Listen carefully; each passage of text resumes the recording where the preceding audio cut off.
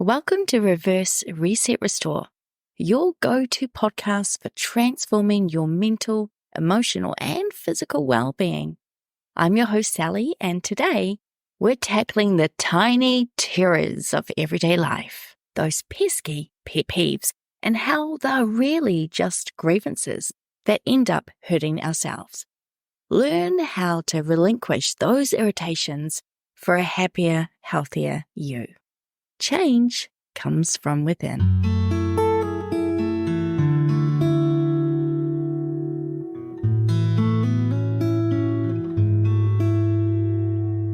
Hands up if you have a lot of pet peeves in your life. You know, those little annoyances that bubble up around you. Well, today's topic is a universal one because we all have our very own set of pet peeves, ranging in scale and impact on our day-to-day lives. It's quite a normal part of the human condition to get annoyed about things happening around us or be annoyed by other people's behaviors. In fact, it's been scientifically proven that there are certain behaviors that irk the majority of us as regular annoyances. As the proverb says, a little irritation is a great deal when it is too near. In today's episode, I'm going to talk about my own personal pet peeves and share some of the steps I've taken to reduce their impact in my life. We'll discuss some of their most common ones. Proof again that we have a lot more in common than we don't have in common. But first, I want to talk about the terminology. Because pet and peeve put together seems a bit like an oxymoron. Pets are things that we usually cherish. We love them. We hopefully look after them, even pamper our pets. The word peeve is defined by the Merriam-Webster dictionary as a particular grievance or source of annoyance and comes from a shortening of the word peevish. Pet peeves, then, are things that annoy us, but we hold on to and look after anyway. Does this seem legit? Well, knowing the little I know about the behavior and logic of people, I'd say 100%. And just like our beloved pets, we hold on to our peeves with a leash of justifiable grievances. And what's worse is that when we are treating those things that irritate us as pets, we do what any sensible person with a pet does. We groom them, feed them, clean up after them, even indulge them with toys and treats, and pour out our love and affection. Our pet peeves, then, are something we welcome into our home, into our life and our family's lives, which doesn't make a whole lot of sense that we are basically okay with living with a bunch of irritants, which is, in essence, what we are doing by holding on to all of these little or not so little grievances. It kind of hits differently, doesn't it, when you think of it like that? Yet, many of us share common pet peeves like people chewing their food with their mouths open, or constantly interrupting a sentence, or dumping dirty dishes in the office kitchen for someone else to clean it up, or having the boss who micromanages the very breath out of your lungs, or the partner, sorry Martin, who's always forgetting to refill the water jug so that there's nice, cooled, filtered water ready to go. As Fanny Fern once said, there is no such thing as a little thing.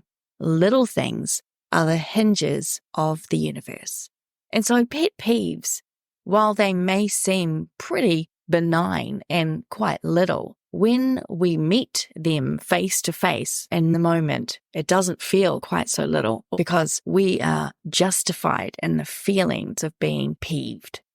I'm going to give you a list of some of my pet peeves, the ones that I could just think of off the top of my head. And these are in no particular order. And they're not really just specific to me in my life. They come up time and again as a list of pet peeves for most people. And I'm pretty sure they're probably in your life, at least some of them as well. Eating noises. People standing up in the plane before the doors are even open. Sidewalk hoggers, line jumpers, people talking on devices on public transport or listening to music with their speakers, spitting, talking or on their phones during a movie, tapping or clicking and repetitive noises, constant coughing or clearing throat sounds, cigarette butts. Fair enough if you want to smoke. I'm going to reserve my own judgment here on that one, because you do you. But please, if you are going to smoke, stop throwing your cigarette butts on the ground. Not only is it disgusting, it is also the number one piece of litter around the world. I have a favorite place. I like to go and sit near our river that is by our house, and so do the smokers apparently, and they just leave their butts everywhere. Every week, I generally try to go down while I'm there and pick up the butts so they don't roll down or get blown into the river. And it amazes me how many cigarette butts I'm picking up after people all the time. And when I walk around my neighborhood, I see it. They're always in the gutter, they're in around the trees, on the pavement. There's just this endless supply of cigarette butts.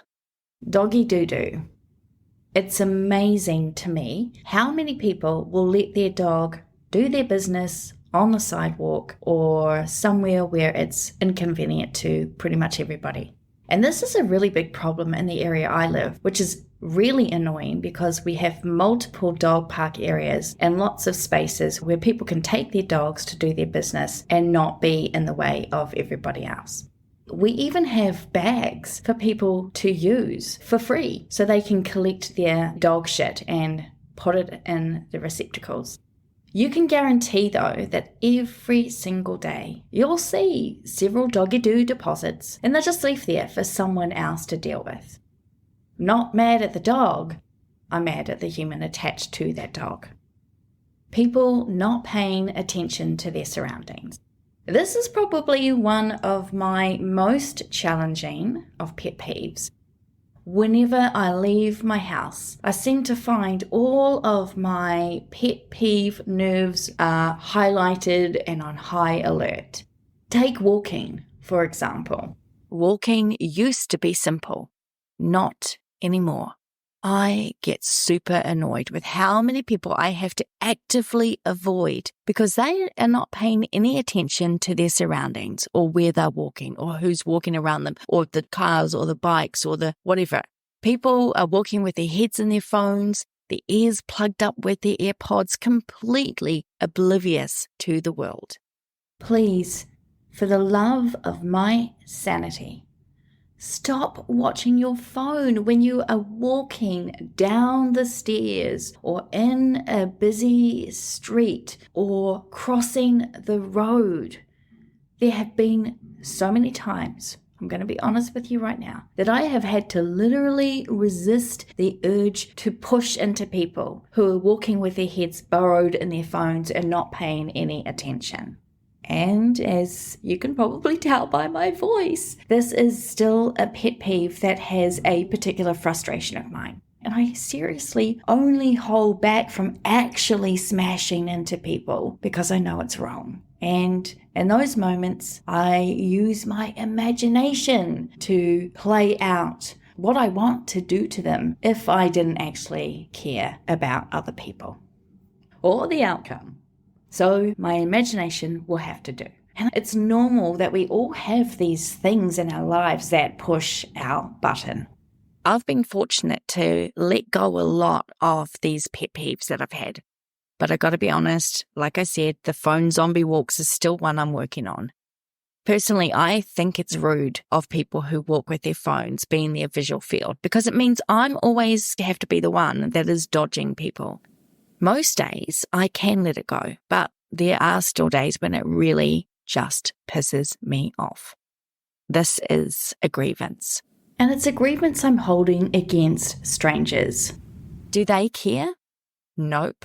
Does it ruin part of their day and fill them up with cortisol? Nope. When I'm holding a grievance, I'm holding anger, and my anger hurts me.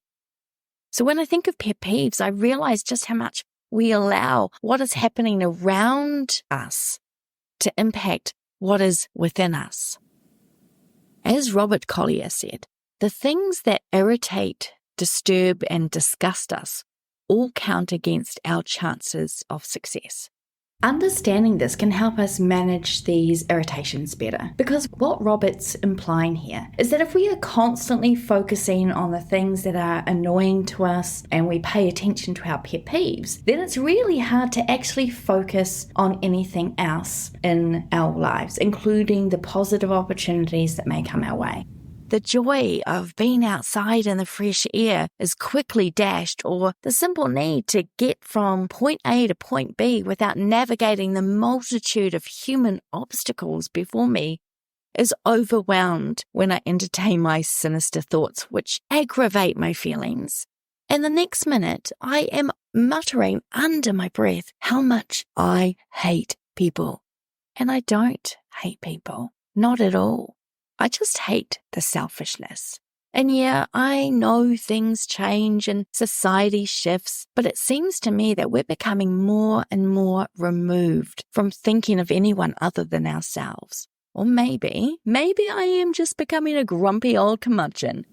If you agree with my pet peeve of inattention to the detriment of others, let me know in the comments, or tell me that I'm being a grumpy old curmudgeon. Either way, there is probably some middle ground between the two. For all my doing the work and letting go and growing myself on this spiritual transformative journey, etc., some of my pet peeves are sticking around. Others I have managed to let go, which is a good thing because there were a lot of them. I mean, like a huge amount. Probably pages and pages of peeves. And none of these peeves are particularly helpful. They just tend to disrupt my day, upend my mood, and make me a grouch potato. That is similar to a couch potato, but now I'm in a mood. I recognize that these little instances of mini grievances, if you want to call them, often arise from personal preferences and sensitivities or past negative experiences. They can be triggered by various factors such as specific behaviors, sounds, or habits that irritate or annoy us. Understanding can involve recognizing our individual boundaries, our values, and our triggers. For example, I'm pretty sure I have a condition called misophonia, which causes people to have strong reactions to specific sounds. People with misophonia can become frustrated or even enraged by repetitive sounds like eating sounds or tapping. I get grossed out by hearing food swirling around in someone's mouth or watching them shovel it in, and I realize that noise is a particular trigger for me. Recently, we had them doing work on the level below me and in the room behind me at work, and it was doing my head in. But weirdly enough, had they let us know that that construction was going to happen, I think I would have coped much better with the drilling and the hammering and the loud talking and the music playing and the cacophony of sound. It provided me with a good opportunity to put some strategies into place and remind myself that my pet peeve of noise disturbances is something that A, I need to deal with, and B, it's not really worth holding on to, because unless I lose my hearing, I'm going to always be living in a world of sound and noise. So recognizing your own pet peeves can help you manage them when they arise, or even potentially get rid of them altogether. By reflecting on whether they are rooted in personal preferences or your past experiences or specific triggers like certain noises, we can better understand why they bother us and then figure out what we can do about them. Remember, our anger and annoyance are more detrimental to us than the things themselves which anger or annoy us, as Marcus Aurelius wisely noted. I'm going to share with you my 12 techniques for dealing with pet peeves. Most of these strategies I have tried and either succeeded or I'm still working on, but there is quite a lot that I've just reduced or eliminated entirely from my life, especially when I use these strategies. So hopefully they could be helpful for you if you are a pet peever extraordinaire. Number 1, let's start really simply. Identify your triggers. So the tip is, I want you to keep a journal to note down when and why you get irritated. What we're doing here is we're looking for patterns. We're looking for, is there some specific sounds or something that someone does that annoys you, or situations that trigger you? This is where the technique part comes in, okay? You can use your journal to identify your common patterns and your triggers. Understanding the root cause of your pet peeves can help you manage them better and maybe perhaps eliminate them entirely. When I started doing this, I recognized something. You see, for me, my pet peeve about people not watching where they're walking because they've got their eyes glued to the screen actually turns out that's less about the action itself and the feelings it stirred up in me, that I have to be constantly mindful of everyone else while they get to be selfish. Number 2, develop a stress relief toolbox. Now, I think a toolbox is something we should all have. Kind of think how Blue's Clues has a handy-dandy notebook, right? It's the same sort of thing, except we're going to call it a toolbox. Have a set of go-to activities that help you relax or feel less stressed or calms down your central nervous system, like tapping, for example. We talk about the type of things that could be in your toolbox a lot in this podcast because it's important to think about the things that we can do for ourselves that really bring us back to the present moment and that bring peace and joy and happiness into our lives. So the technique for this particular tip is include activities like deep breathing or listening to music or taking a short walk in nature or engaging in a hobby. Use these techniques when you feel a pet peeve arising. Now, I know this may not be always possible in some situations, but at the very least, use breathing or use a phrase or a word that can really help you come back to yourself. Number 3, practice patience and tolerance. Oh, I know, sounds really tough, right? And it kind of is. Sometimes it can be hard. Patience and tolerance is not always an easy thing. So the tip here is to remind yourself that everyone has different habits and quirks. Everyone is unique, and we've got beautiful, amazing things about each of us, and we've all got shit that we need to work on, right? So the technique here is to practice patience and tolerance. When you feel annoyed, take a deep breath and count to 10 before reacting. Or try the box breathing technique. This can give you time to calm down and respond more rationally. Box breathing is a really simple technique that can help you refocus.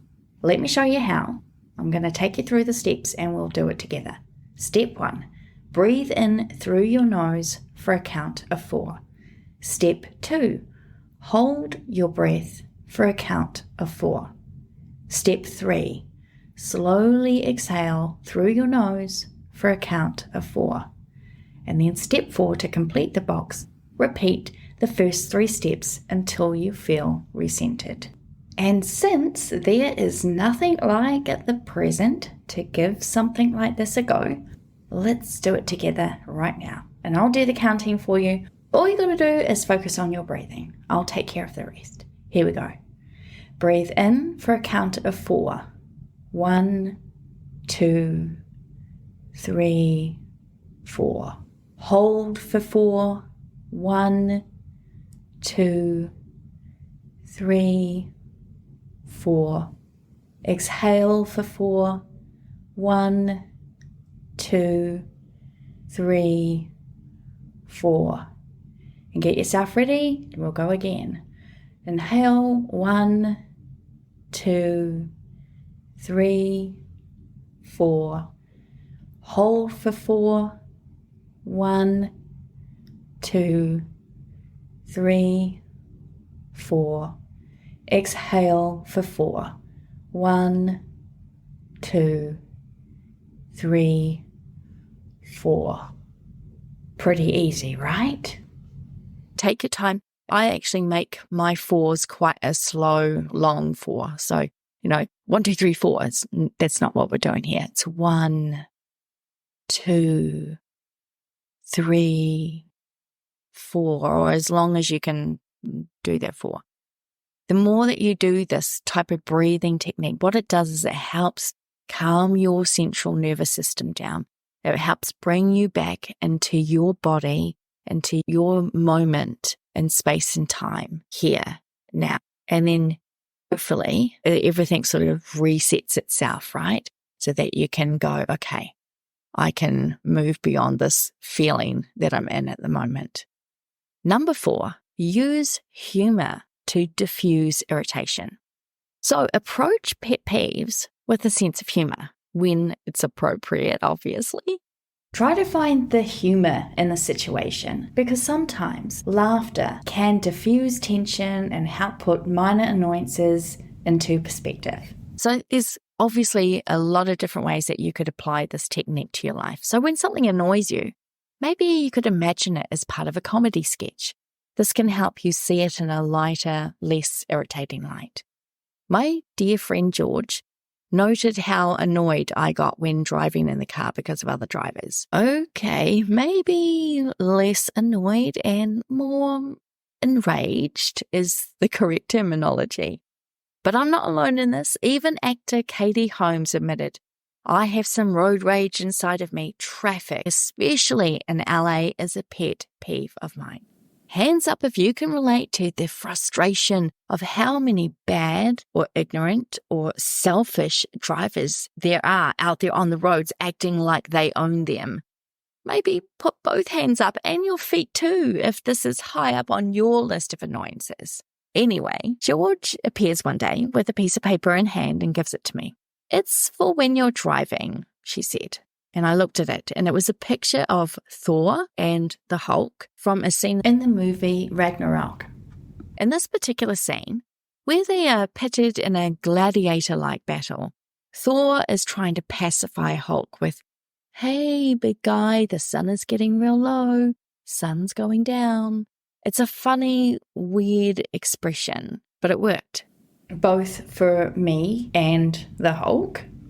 The sun's going down became the saying George and I would say between ourselves to diffuse not only the driving situation, but other situations that we were in. Just having that little picture and those words, sun's going down, taped to the visor in my car helped me find humor in a situation that really used to grind my gears. Number 5, concentrate on the positive aspects of your day. All too often, when our pet peeve is activated, the next minute, everything is out the window and all we're focusing on is how annoyed we are or frustrated or bothered. This technique encourages you to get into a habit of listing good things that are happening in that day. This is another really easy technique to implement, and with a little bit of practice, you'll find it easily becomes a natural part of your routine.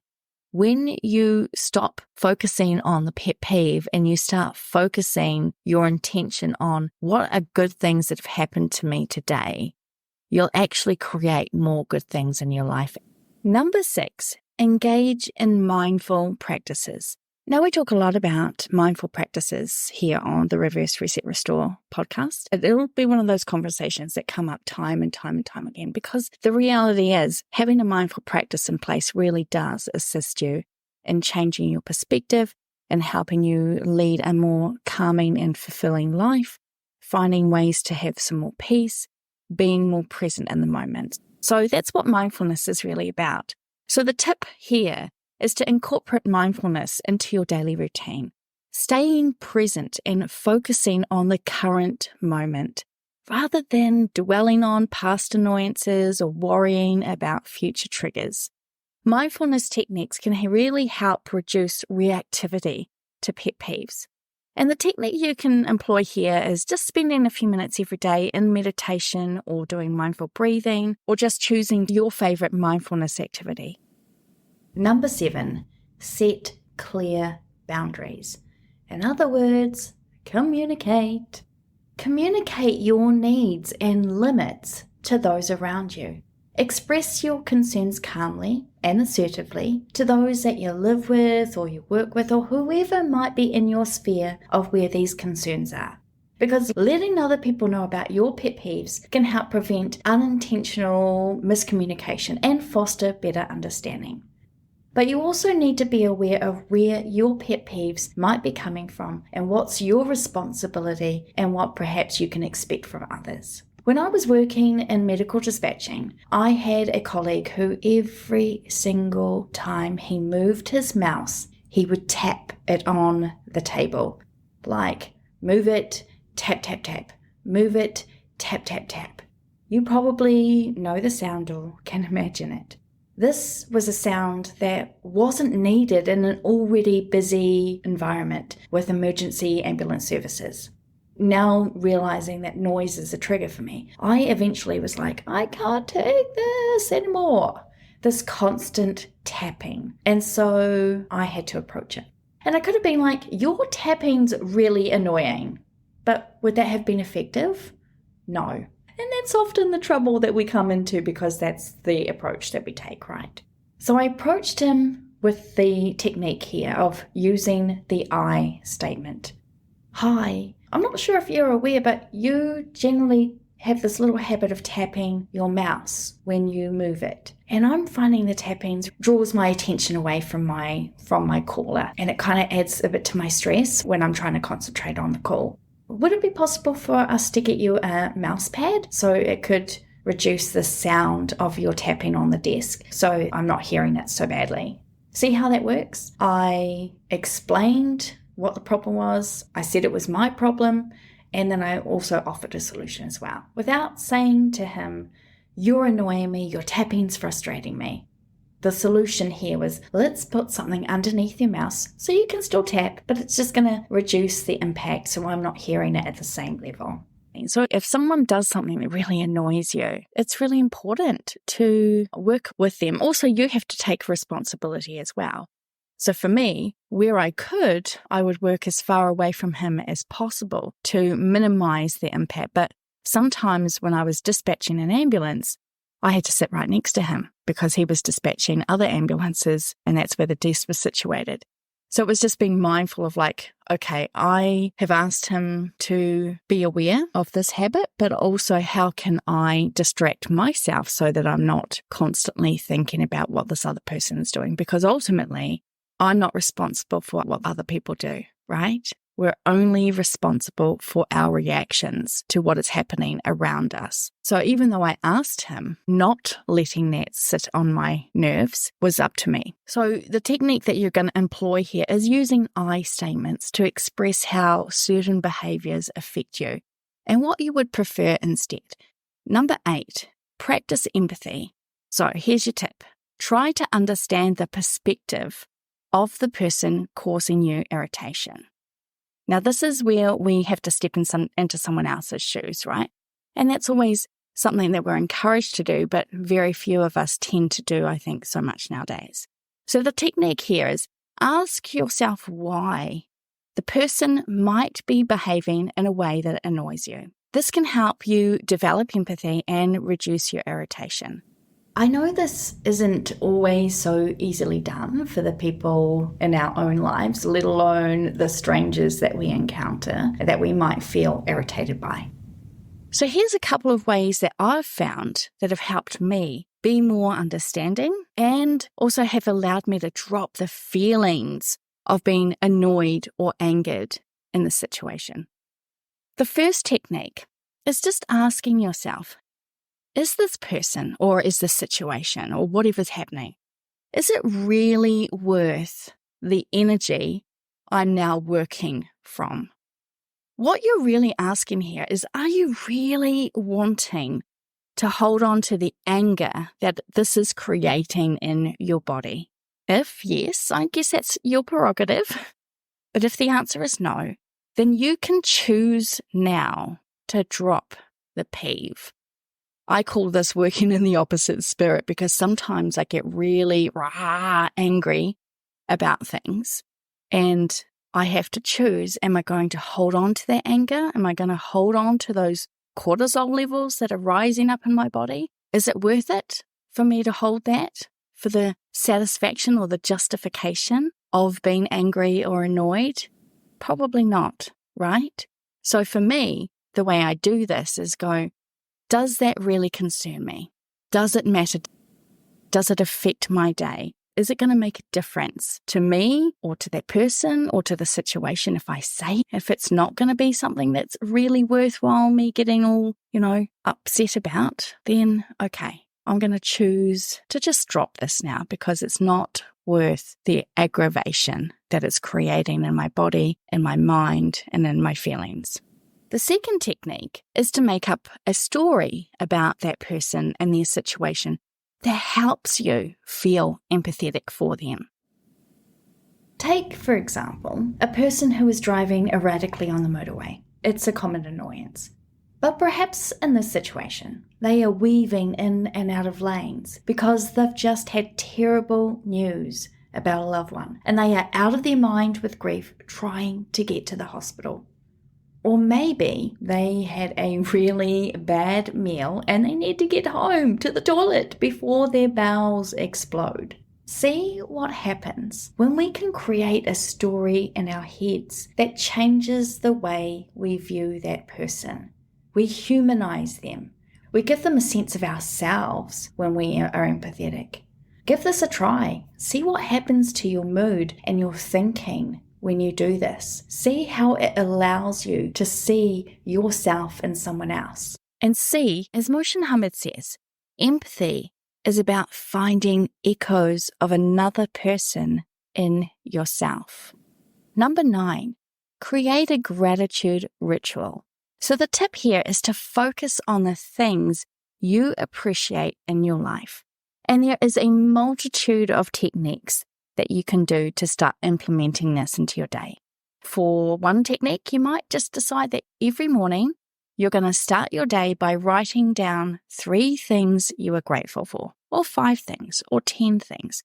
Start with one thing, whatever makes it easy for you to start doing this and focusing on. This can help you maintain a positive mindset, and it diminishes the impact of minor annoyances. When you start your day feeling grateful for things, that tends to be something that allows your brain to then start looking for more of the good happening in the world. Or if you are in the moment where you're taking your pet peeve for a stroll, change your focus by naming the things you're grateful for. In my experience of putting this particular tip into play, let me use walking outside and being annoyed by the sidewalk hoggers. You know the type, the ones that are taking up all of the sidewalk and you have to squeeze around them or stop because they won't move over. Or if there's a group of them, they don't go single file. They just think that they can be 6 or 7 people in a pile. Now, when I meet these, instead of my old default pattern of getting annoyed, I'm choosing gratitude. I'm so grateful that I can physically move around that pole and still keep walking with ease. Or it's nice to see people in groups like that enjoying each other's company. Do I do this every time? No, because I am a human and I'm a work in progress. But the thing is, the more often I choose to act out of a place of gratitude, the less these types of situations impact me in the moment or in the hours after. Number 10, limit exposure to triggers. So the tip here is to reduce your interaction with sources of irritation where possible. Now, you're probably thinking that is impossible. Here's an example of the technique in action. If social media or certain environments trigger your pet peeves, consider limiting your time you spend on these platforms or in these places. I personally don't watch a lot of news. I'll look things up, I'll read articles, but in general, I don't watch the news because it often triggers me. And I've mentioned this before, but I try to limit reading comment sections on social media because of the keyboard warrior comments and the amount of hidden pet peeves that usually come bounding out looking for attention when I scratch that itch. Number 11, compromise. So the tip here is be willing to compromise and find middle ground when dealing with other people's behaviors that may trigger your pet peeves. Seek solutions that accommodate everyone's needs and preferences. And again, let's remember back to that example I shared with my colleague who was constantly banging his mouse on the desk every single time he moved it, which was a lot. And so seeking that solution of going, hey, that's a habit for him. He's probably not just going to be able to break that habit. How can I minimize my pet peeve, my reaction to this? Let's put a mouse pad under there so it reduces that sound. So the technique here is when you find yourself being irritated by someone else's behavior, and it's going to happen to us all the time, pause, consider their perspective, initiate a calm conversation and express your feelings without blame. Use that I statement such as, I feel frustrated when, instead of you always. Suggest a solution that works for both of you and be open to their suggestions. For example, if a coworker's loud phone calls bother you, you might agree to use headphones. I know for me, when I was working in an office that was open plan, so a lot of people were in there, and I had to have some conversations with students or whatever, I would find myself another place to go and have that call so that I wasn't going to be distracting to my colleagues that were working around me. And number 12, acceptance. So the tip here is to practice tolerance and acceptance of minor irritations. Not everything will align with your preferences, right? Learning to let go of those small annoyances can contribute to overall peace of mind. So the technique that you can utilize here when a pet peeve arises, take a moment to breathe deeply and remind yourself that not everything needs to be perfect or to go your way. Use a mantra or a phrase like, let it go, or this too shall pass, to help shift your focus. Try to visualize the irritation as a small, insignificant pebble that you can easily step over. By understanding the underlying reasons for our pet peeves and then implementing proactive strategies to address them, we can foster so much more healthier relationships within ourselves and within the people around us, and cultivate greater peace of mind in our daily lives, which is really what it's all about, isn't it? And so many of us hold on to these things that we're creating chaos in our lives that doesn't need to exist if we would just let go of the leash of the pet peeves and recognize that not only do they exist, but we actually have the power to allow them to be a big pet peeve and commotion in our lives, or to release that burden from ourselves and find inner peace. As we close out this week's episode, I want to leave you with this thought from French author André Maurois. Often, we allow ourselves to be upset by small things we should despise and forget. We lose many irreplaceable hours brooding over grievances that, in a year's time, will be forgotten by us and by everybody. No, let us devote our life to worthwhile actions and feelings, to great thoughts, real affections, and enduring undertaking.